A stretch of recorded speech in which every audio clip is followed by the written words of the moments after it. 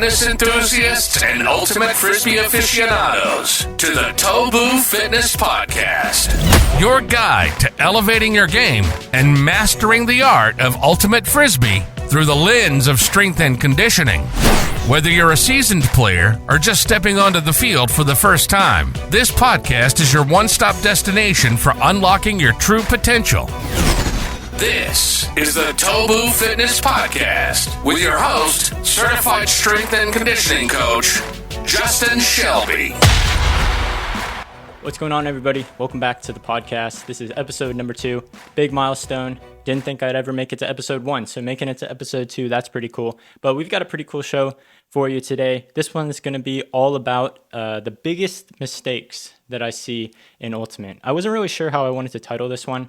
The biggest mistakes that I see Ultimate players make, or maybe just the biggest lessons that I've learned as an Ultimate Frisbee coach over the last year or so, talking to a lot of people. On social media, I get to interact with a lot of Ultimate players, doing the Q&A, just working with clients. You start to see a lot of the same trends. You start to see a lot of the same questions. So these are also some of the biggest lessons that I've learned, big takeaways that I think will be helpful to a lot of players. Now, before we get started, like I said, this is episode 2. We've still got a long list of episodes to go. I've got some things lined up, some exciting stuff, but I'd love to hear from you guys. If you're watching this on YouTube, down there in the comments, let me know what questions you want me to answer on the show, what topics you want me to cover, what guests you want me to bring on. I know that's a big thing with podcasts, getting somebody on, interviewing them. Let me know who you want to see, what you want to hear about. If you're listening on Spotify or on Apple, go ahead and DM me on Instagram, letting me know, or put it in that little Q&A that they send you at the very end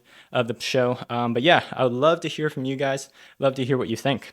So, kicking it off, I've got 5 things that I want to cover here. Each one's a pretty broad topic. We're not going to get super specific here, but I think that's good. If I got too specific, and that's even one of the things that I'm going to cover here, but if we get too specific, I think we start to lose a lot of the value in these lessons. So they're going to be 5 pretty broad things, but I think you guys are going to get a ton of takeaway from listening to this episode. So number 1 is the idea that we need to understand how to differentiate athleticism and skill. Specifically in Ultimate, those are 2 completely different things.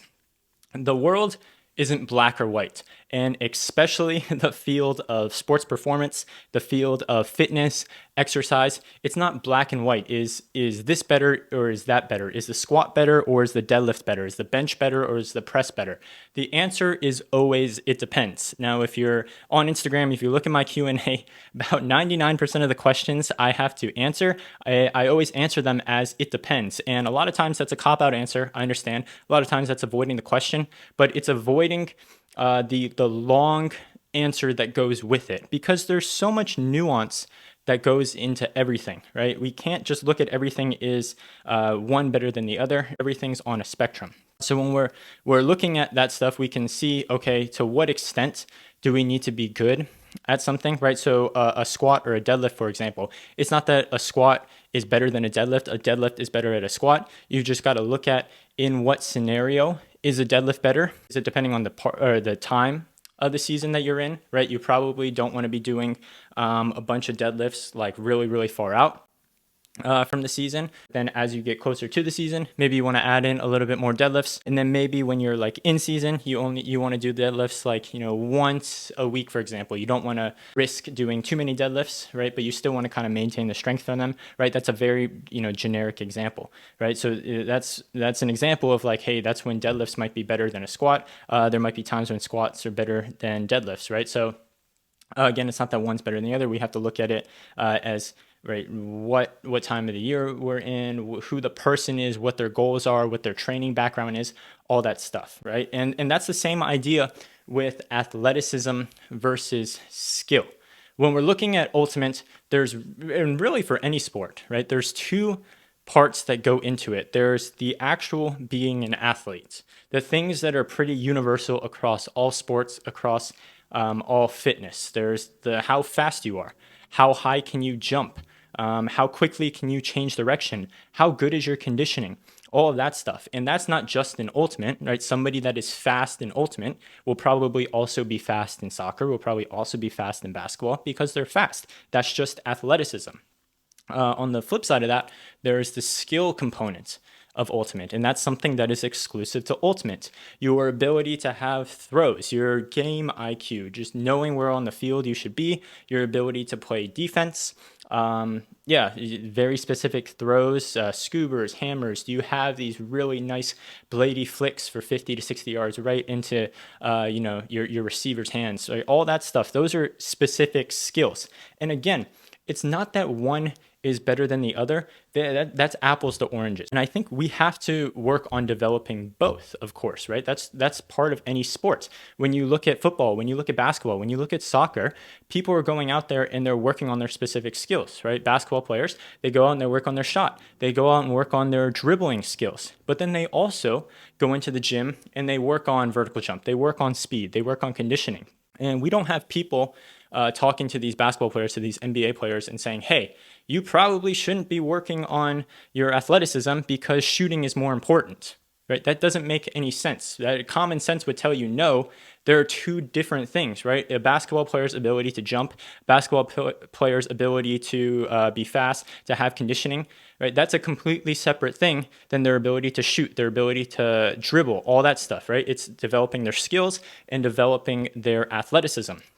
But yet in ultimate, I think sometimes that gets a little bit mixed up. I think some people are kind of in the mindset of like, oh, well, throwing's more important than being fast or conditioning and all that stuff. And they're two completely different things. They're two separate things. And I think both of those need to be developed equally. And what's great is I've, looking at what's available online already, because like I said in episode 1, when I was talking about my background, I started TOBU Fitness specifically for Ultimate Frisbee only in December of 2022. So it hasn't even been a year that I've been around talking about specifically athleticism for Ultimate Frisbee. If you look at my page, my Instagram page, if you look at my YouTube, you see on there, very rarely, if ever, do I ever talk about skills. I'm never talking about how do you throw, never talking about do you run a hoe stack or should you run a vert stack or how do you defend against a vert stack, right? I don't talk about those things because my specialty isn't the skill of ultimate. My specialty is how can we develop athleticism specifically for ultimate. Now, what's great is people that follow me, and they can do the exercises that I talk about, the speed exercises, the strength exercises, and they'll get more athletic and they'll get better at ultimate, but they also can go get better at other sports because that's what that athleticism is, right? So I've come along and I've provided a lot more info on the athleticism side of ultimate, and that's because there's already a ton of skill related stuff on ultimate, right? If you go onto YouTube and you type in Ultimate Frisbee, we've got great pro players out there that are talking about how to throw, different drills, stuff like that. I think that stuff's awesome. There's a lot of stuff out there on that. I'm just talking about the completely different aspect of that, right? Developing your athleticism. So I think that's something that's really, really important to understand and to think about, is that these are two different things. Athleticism is universal. You're going to see it in all sports. It's just part of being an athlete. That's why a lot of times club teams, they take on quote unquote project players. And what is a project player? A lot of times there's somebody that's a really good athlete. Maybe they came from playing soccer or playing football. They just have this raw athleticism that you can see. And you think to yourself, okay, they have that athleticism. Now I need to give them the skill. That's the project, right? Is giving them the skill so then they can become a well-rounded ultimate player because they have athleticism and they have the skill, right? And I'm somebody that's trying to provide more information on how to develop the athleticism side of that. So that's number 1. Hopefully that makes sense. We need to separate our understanding of athleticism and skill. I want to take a quick break to talk about the sponsor of today's episode, BreakMark Ultimate. BreakMark's an apparel company. You've probably heard of them. They're the official jersey provider for the Western Ultimate League. They've been awesome enough to help me out. We've got some new TOBU Fitness merch out that BreakMark is helping out with. So make sure you check out the link in the bio. I'm going to put them down in the show notes as well. They've also helped out my team, Alamode, the club team that I play for, with some awesome jerseys. And they're extending their offer for their All-Star Special bundle through the college and the high school season. So if you're a college team, if you're a high school team, you need jerseys, check this out. You get a free reversible and a free hat in this bundle that also includes a pair of shorts, a light, and a dark. So in this bundle, it starts at $75. You get a light, a dark, pair of shorts, a free reversible, and a hat. Again, that sounds like a lot because it is, and it is an absolutely great deal for your team. So if you need a bundle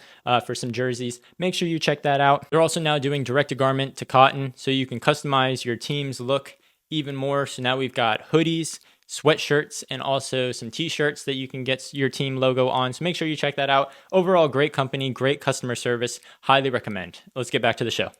Number two, going along with that, is we need to get out of the mindset of always thinking, what's the best for ultimate players? This is a framework that I think a lot of people shift their questions through, right? A lot of people ask the questions of like, are these type of squats good for ultimate players? Are these type of toe spacers good for ultimate players? Is this type of diet good for ultimate players? We need to take a step back. Again, I think, and if we're thinking about athleticism, like I was saying, that's universal, right? So it's very rare that, a type of, let's say, Bulgarian split squat or a rear foot elevated split squat, whatever you want to call it, right? That type of split squat, it's very rare that that's going to be good for ultimate players, but it's going to be bad for soccer players. But then it's going to be good for basketball players, but it's going to be bad for football players. You see how that doesn't really make sense, right? We need to kind of get out of the mindset of, is this good for ultimate players? I want you to start thinking, is this good for athletes, right? Because when we look at it through the lens of, is it good for ultimate players? We're just majoring in the minors. We're looking at these very, very specific things, and we're looking at, okay, is this exercise the exact same movement as what I would do in ultimate, right? If we always try to replicate things that look just like ultimate, we end up just greasing the same grooves. We end up just training all the same things. A good analogy I like is, imagine it like a diet. So with your diet, we know that we need a good variety of fruits and vegetables. We need a good variety of food because that's how we get good variety of all the nutrients that we need, right? Your vitamin A, your B vitamins, vitamin C, vitamin D. We get all that stuff by eating a good variety of food. Now, if you only ate, let's say, foods that were high in vitamin A and vitamin C, because your doctor, let's say, told you that, vitamin A and vitamin C is good, and you just kept eating foods that were good in vitamin A and vitamin C, right? You'd have enough of that stuff, but then you become deficient in the other things, right? And then you'd have health problems that would arise because you were deficient in the other vitamins. That's just kind of common sense, right? You wouldn't avoid the vitamins that you're deficient in because you're told that the other stuff is healthy, right? You're told that vitamin A and vitamin C is healthy. You wouldn't just keep eating that and ignore the other stuff. That's going to lead to some health problems. That's kind of what I see happening a lot of times is people look at things through the lens of like, this is how it's done in ultimate. This is specific to ultimate. So we end up only doing the vitamin A, vitamin C exercises, and we're neglecting all the other stuff. We neglect having a healthy diet of movement, a healthy diet of exercise. And I think a lot of times it's in an effort to find the secret. Right, it's in an effort to find like the secret pill, the magic pill, the secret exercise that's going to suddenly unlock and get you better than everybody else. Really, unfortunately, there is no secret. I'm sure there is, right? If it wouldn't be called a secret if everybody knew it. I'm sure there is some secret out there, but I think it's that same idea. It's like it's going to be very specific to each person, right? This secret exercise, this secret technique is going to work for some people. It's not going to work for other people. But what is universal is becoming better humans and better athletes overall first, right? So let's make sure that we've got all of our like movement vitamins, all of our exercise vitamins. And what that means in the actual context of becoming an athlete and becoming a better ultimate player is, for example, let's make sure you've got full mobility through all of your joints. Now, when I say that, I don't mean, okay, let's go do yoga for an hour until you're like super flexible. That's not really what mobility means.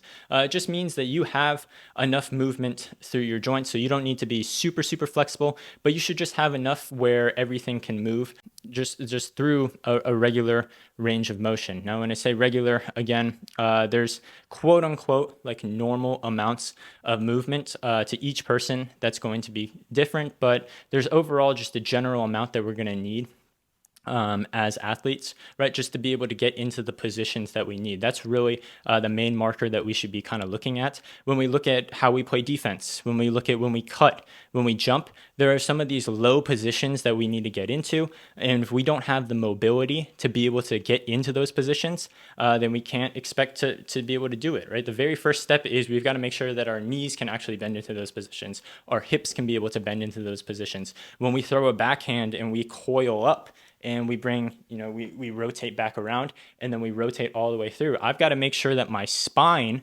has the mobility to actually rotate into those positions. If you're coaching somebody and you see that they're struggling with their backhand and it's because they literally cannot rotate their spine does not have the mobility, you can give them all the cues and drills in the world. If their spine literally cannot bend, then you can't expect them to be able to rotate into that position, right? That just makes sense.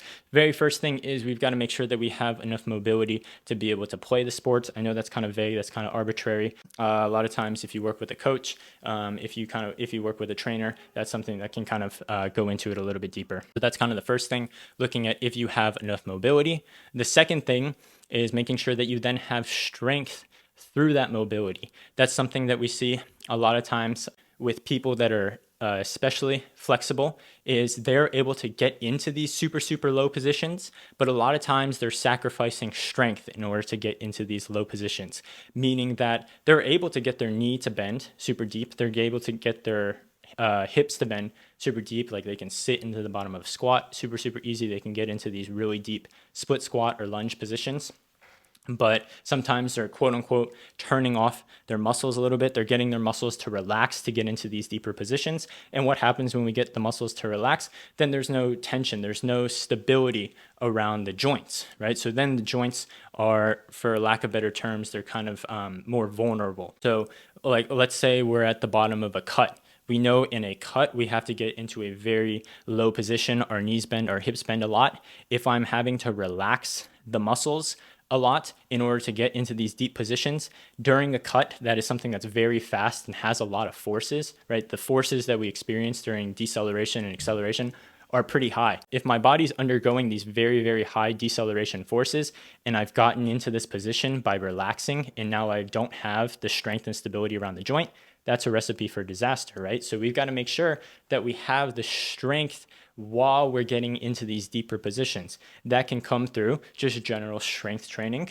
lunges, squats, just very, very vague stuff here. But lunges, squats, different variations of that, lower body exercises, upper body exercises as well, to make sure that we have the strength. Doing plyometric exercises, because it's one thing to have the strength in the gym, but then we've also got to make sure that we can do it fast, because what are exercises in the gym, they're pretty slow, right? Even if we're lifting the weights as fast as we can, exercises in the gym when we're lifting things are slow. They're not as fast as we would do things on the field or we would do things in game, right, where we're doing them at max speed. So we've got to start to bridge that gap a little bit more. So that's what plyometric exercises are: our jumping, our cutting, our change of direction, our agility exercises, things where we're doing them at speed.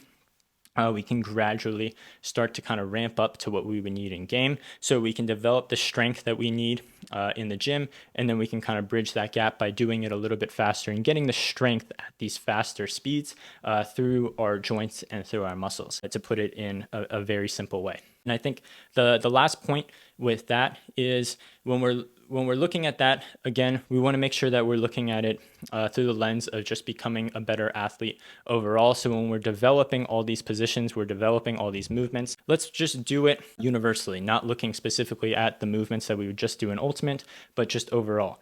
Because if we're looking at just what we do in Ultimate, things get repetitive. Like I said earlier, we end up greasing the same grooves a lot of times. For example, in Ultimate, when we're decelerating and we're cutting, we get into our knees a lot, right? For a lack of better terms, we become a lot more kind of quad dominant because our quads are kind of what take over during these decelerations. This is something I see when I work with a lot of ultimate players. Again, for lack of better terms, they're very, very quad dominant. So they're really good at getting low by bending their knees and using their quads. They're not as good at bending into their hips, getting their glutes to engage, getting their hamstrings to work, right? And being able to load into the hip muscles. So I think something like that is we could look at that and say, okay, well, this is what's happening a lot in Ultimate. I should develop the quads more. I should strengthen up the quads more.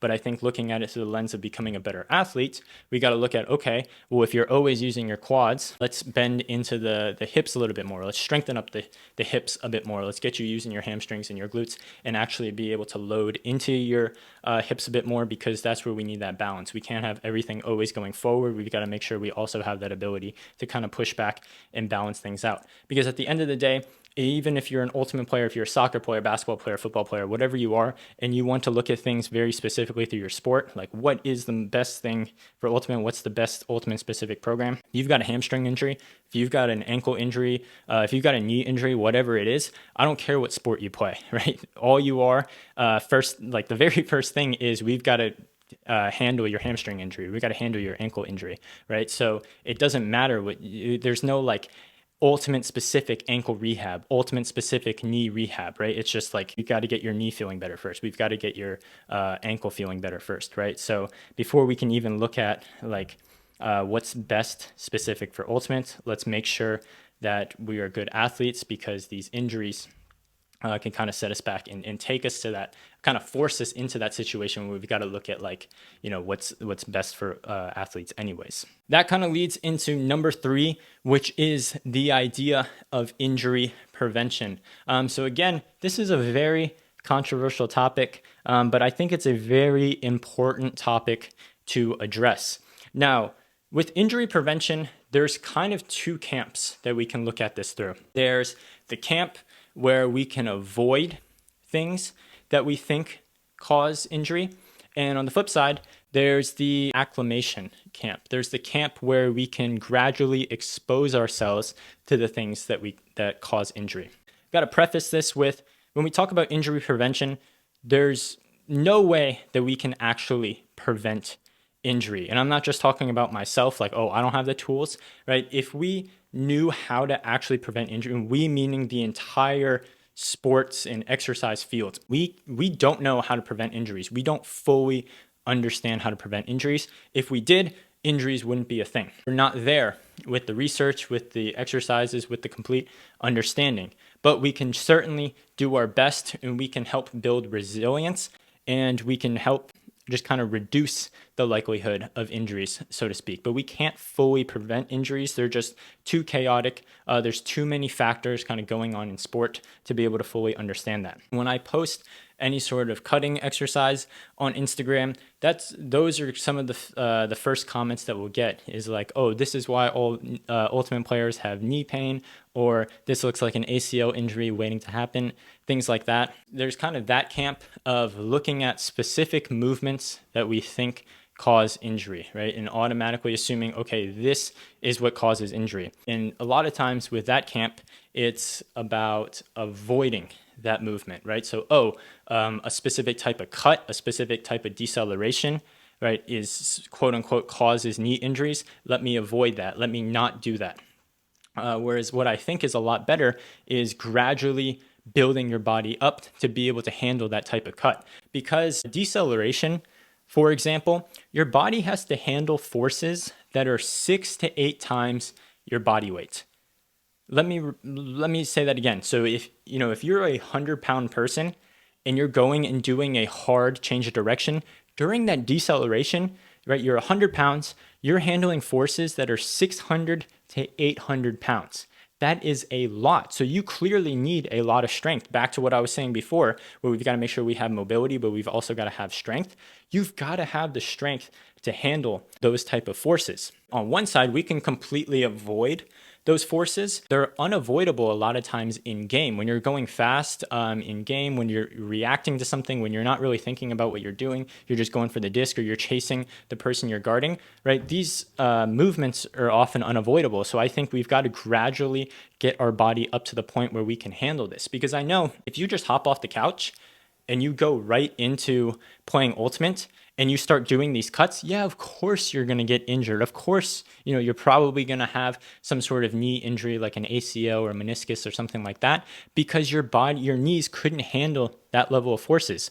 I saw something the other day that said that there's $314 billion worth of like medical bills for injuries related to pickleball. And again, I think you can look at that through kind of two lenses. You can look at that as like, oh, pickleball is insanely dangerous. Let's not play pickleball. Or you can look at that as that's a lot of people that weren't playing any sort of sport, right? So your grandmas and your grandpas that were completely inactive for 10 to 20 years. And then they get up and start playing pickleball. That's a lot of these fast cuts and hard like start and stops, right? And nothing against pickleball, right? I think people that are not active and out there playing a sport and being active is really great, right? But that's a good sign that shows that their bodies probably aren't ready for that because they're going from not doing that. And even not just even grandmas and grandpas, right? It can be like your younger people that are fit and active, right? That are now just going and doing these hard start and stops that they didn't before. Maybe they were staying active by going on distance runs. They were going on walks with their dogs, yada, yada. And then they go and start playing pickleball. That's a bunch of hard start and stops, right? Completely different forces. Maybe their body wasn't ready for that. Maybe they're doing that for way too long. Maybe they're going out and playing pickleball for like 2 to 3 hours at a time. That kind of makes sense. Whereas if they had gradually kind of progressed up to it to help their body develop the strength for that, I think that would be a lot better. Good example kind of have too is imagine John Randolph. He's known for the jump cut. I've used his clips to make some videos a couple times about his jump cut. The jump cut, when you kind of look at it, right, I can understand when looking at that, like, yeah, that is something that looks like a knee injury.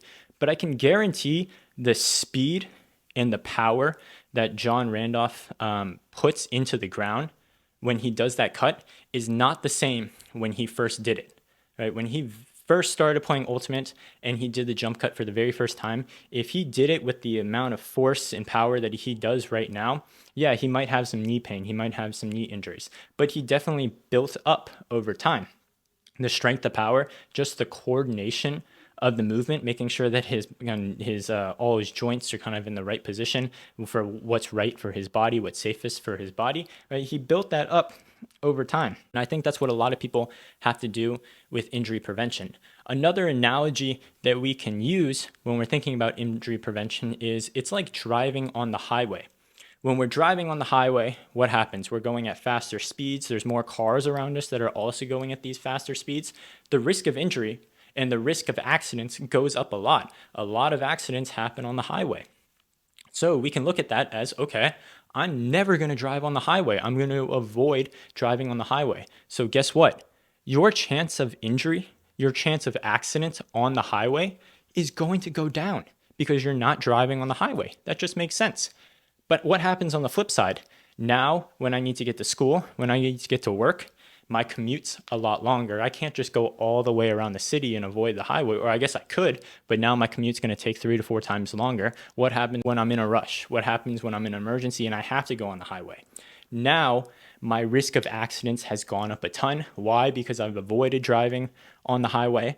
Now my ability to drive on the highway has gone up a ton. I'm so scared of driving on the highway. Yeah, my risk of accident has gone up a lot. So one, I'm either at a huge disadvantage because now I live a life where I can't drive on the highway and my commute takes a lot longer. Or two, when I actually do drive on the highway, I'm going to be completely underprepared. And that's kind of the same idea.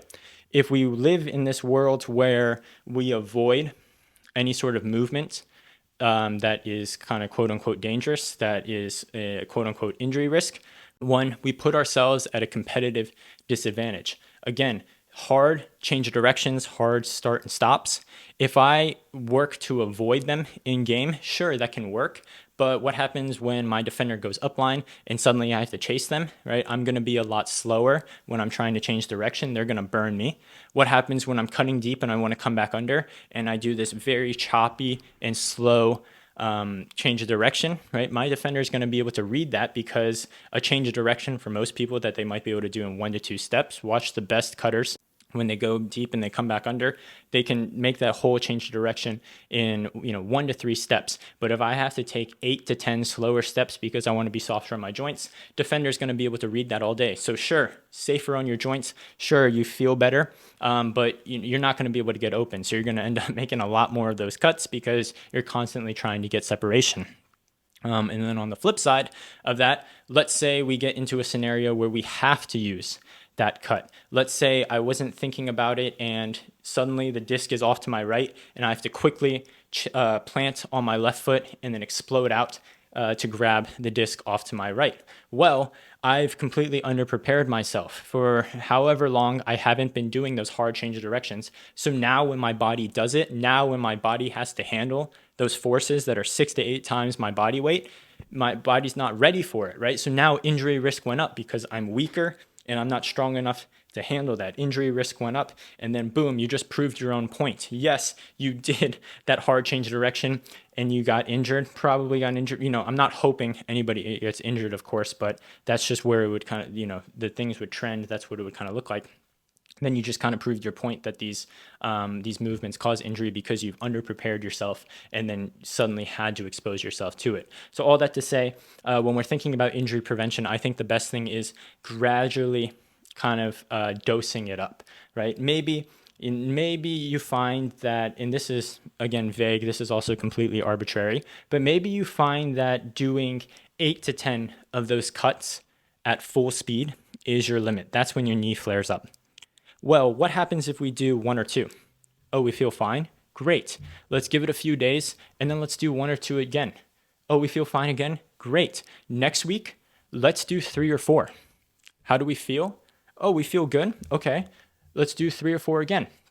Oh, we feel good? Great. And you see, we can kind of slowly build up. So we know what our upper limit is, and then we can go back down and we can slowly build up and develop that strength in a very kind of safe way. Let's say I do 6 or 7. I'm like, man, my knee's bugging me a little bit. Okay, I found that limit again. So let's go back down. Let's just stick in that 5 to 6 range until we build up. Again, that's a very arbitrary, very simplified way of kind of looking at that. But I hope that kind of makes sense, right?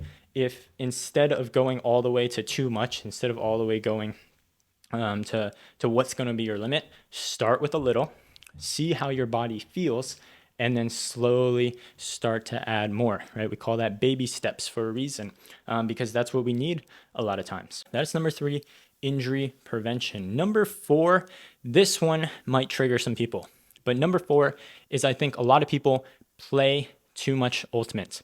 Now, let me start with a big disclaimer. I wish I played more Ultimate, right? I wish I got the chance. I only played a semester in college. So I didn't get to play the 4 years that most people did. I started playing Ultimate my junior year, and then halfway through my junior year, COVID shut it down. So I didn't get to play near as much Ultimate as most people did. I wish I got to play more Ultimate, because going back to number 1, when we separate the athleticism, when we separate the skill, how do we develop the skill? Drills, throwing with your teammates or by yourself or whatever. Best way to develop the skill of Ultimate is just playing Ultimate. That's how you develop the game sense, the game flow, just everything with the game, playing more Ultimate. So when we're looking at developing the skill, you have to play Ultimate to some extent, right? I completely understand that. The best way to get better at a sport is by playing the sport. Now, what I think happens a lot of times is people end up playing too much that it ends up becoming detrimental. What I see a lot of times is we can look at it first through the course of an entire year. So the average Ultimate player, let's say, or I wouldn't say the average Ultimate player, but let's pick an example where we have an Ultimate player that's in college. So they've got the entire college season, which runs through the fall, winter, through the spring. Let's say they also play in the AUDL. So then AUDL season starts somewhere in the spring, runs all the way until end of summer, right? So July, August, somewhere around there. And then let's say they also play club. So club starts up May, June, runs all the way until the end of September. There's a lot of overlap there. And that also then, end of club season, flows right into the college season. So they are playing all year round. What happens with that is we never really give our body a chance to have an off season, for a chance to just completely take off, right? And let our bodies kind of recover. Because, and take this with a grain of salt, right? Don't go take this out of context and quote this, but sports aren't good for you.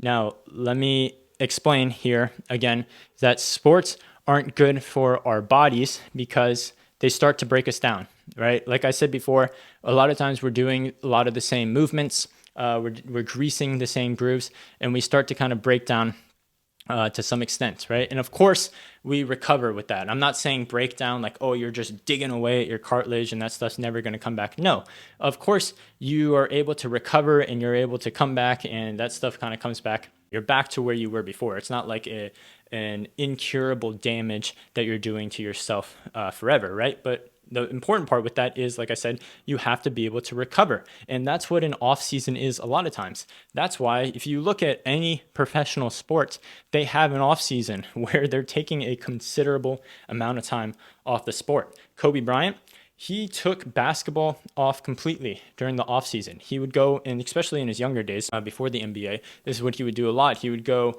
play soccer. He'd go play a different sport. He did tap dancing and ballet. Right? He'd do all these things that were not basketball to allow his body to recover from basketball. And that's what we don't really see as much in Ultimate, is people are just kind of playing all year round so that their body never really gets a chance to recover. And that's when a lot of these kind of injuries and stuff can happen.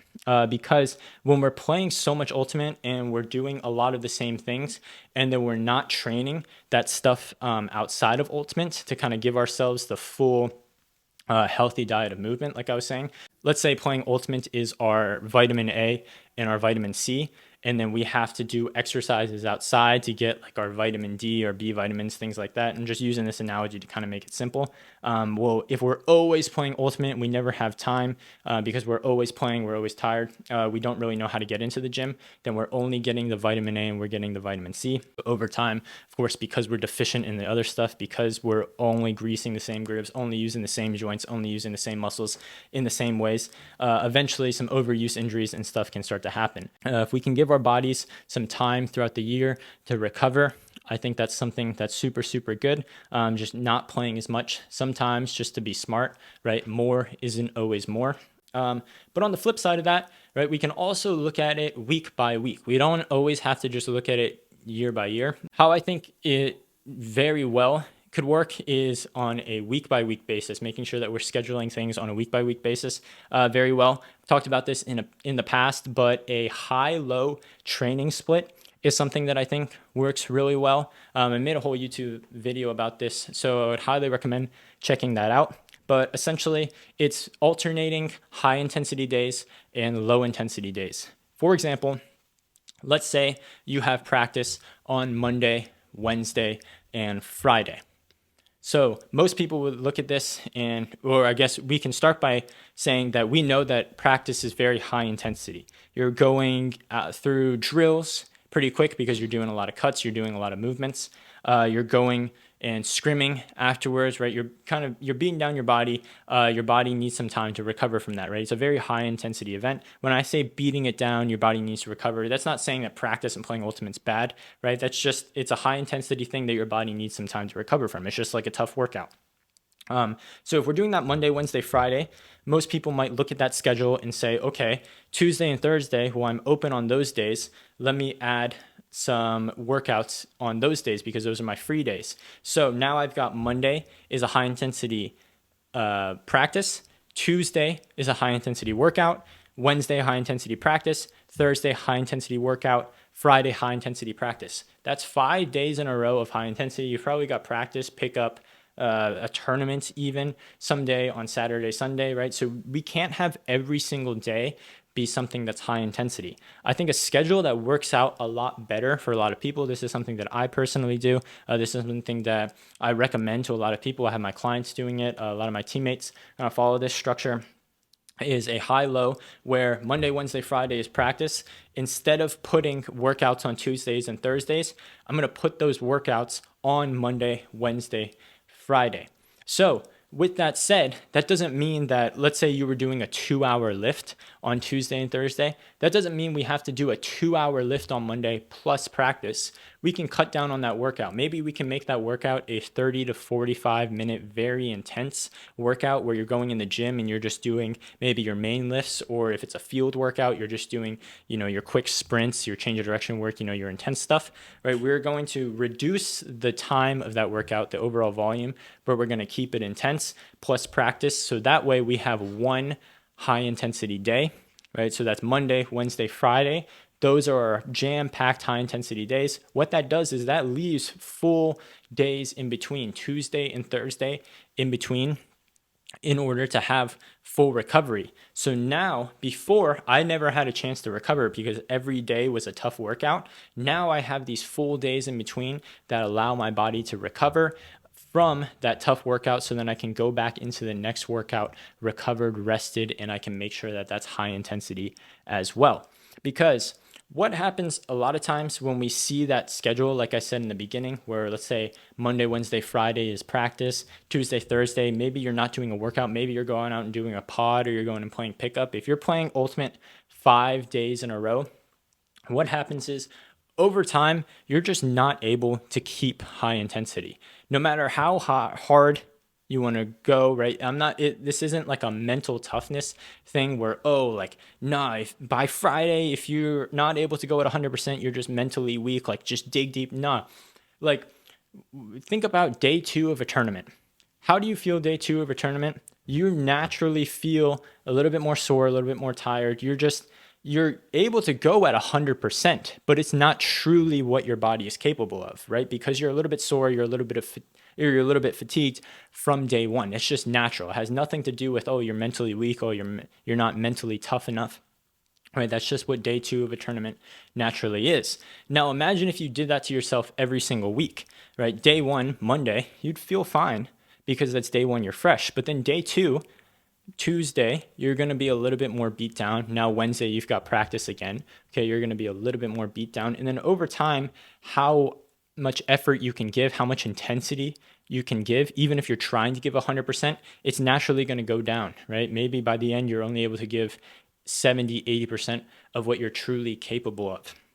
And these ugly kind of medium intensity, right, where we're trying to give high intensity, but we're only able to output medium intensity, that's where we don't get much better because we're just kind of going through the motions. We're a lot slower. That's where injuries happen a lot more too, because we're just so fatigued, right? Now our body can't handle those higher forces because we're more tired, we're more fatigued, right? We're not as coordinated because we're tired, things like that, right? We're not getting a lot out of it. I think just injury risk and stuff, overuse injuries and stuff happen a lot of times in those kind of later, more fatigued states as well. So I think those systems of making sure week by week, day by day, I'm structuring the recovery well, and then looking at it over the course of the entire year, making sure that's good as well, I think is stuff that's really, really important. Last thing I want to point out with that is one of the biggest injury risks for anything is suddenly spiking your workload. Meaning if you were at a baseline, if you weren't playing much and then suddenly you went to playing 3 to 4 times a week, that sudden increase in how much you're doing, the sudden increase in workload, that is one of the biggest things that has correlated to injuries. So always make sure that anytime you're adding in more stuff, whether it is you're coming off of an off season, I think this is the biggest one. If you're coming off of an off season back into playing again, make sure you don't jump right back into playing 3 to 4 times a week. Make sure you don't jump right into I'm going to suddenly do this 5 to 6 day a week training plan. All right, if you were training 0 days a week before, make sure you slowly build up. Again, start with a little, see how your body feels, and then go from there. There's no shame in doing just 1 day a week, and then the next week doing 2 days a week, and so on and so forth. That's what's going to be best for your body, just to gradually kind of build up, keep you injury free, right? The last thing you want to do is start playing more, start training more, and then immediately sideline yourself, or you just can't play as hard because you're constantly hurt. That's number 4. I think a lot of times we see people playing a little bit too much ultimate.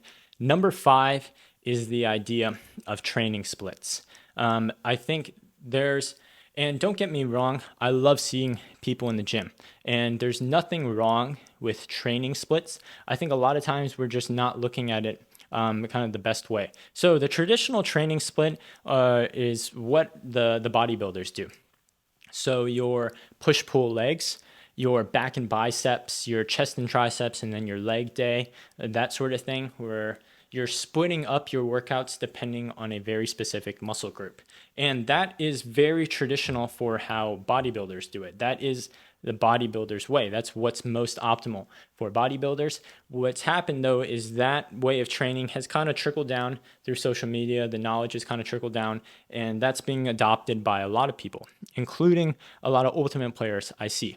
And again, I don't think there's anything wrong with that. If you're not doing any lifting and then you go out and you do some training, that bodybuilder style, I think you're going to get some good benefits. But I wouldn't say that a training split like that, a bodybuilder training split, is what's going to be most effective for ultimate players or for athletes in general. I'll stick to what I was saying earlier.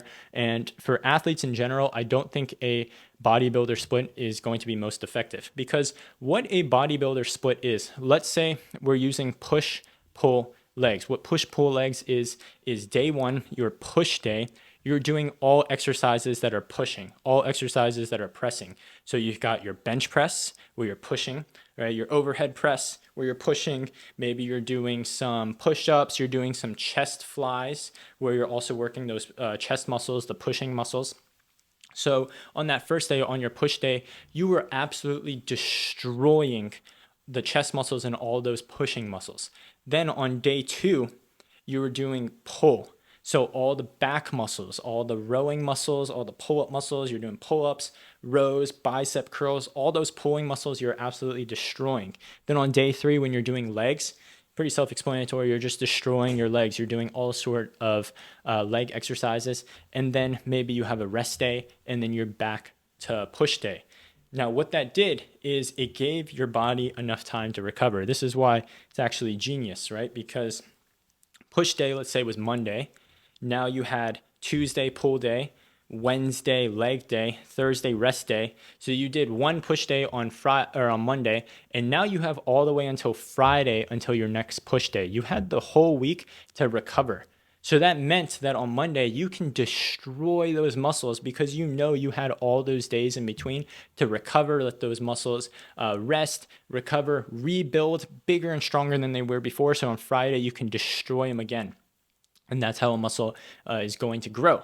Now, with athletes, we don't need to destroy specific muscles at a time because, again, not just ultimate, think about sport in general. How often am I just using my push muscles?